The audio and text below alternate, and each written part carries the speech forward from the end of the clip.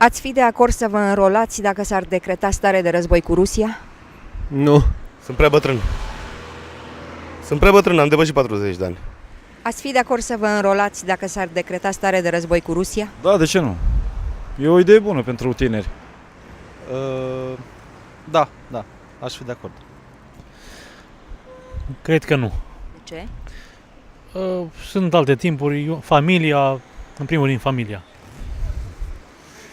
Nu știu, cred că niște nebuni ar putea să decreteze starea de război ar fi impusă de fapte obiective, dar cred că niște nebuni ar putea să declanșeze un război în zilele noastre.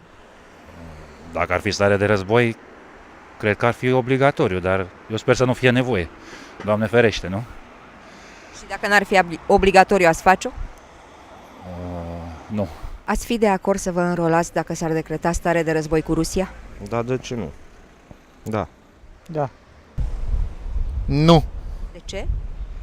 Păi de ce să mă înrolez eu, de ce să plătească soldații sau populația pentru greșelile politicienilor? Cum? Nu. Da. Nu avem încotro, trebuie. Să ne apărăm țara, trebuie să facem orice, consider eu. Doamne, ce să vă răspund? Numai tot pentru o reflexie.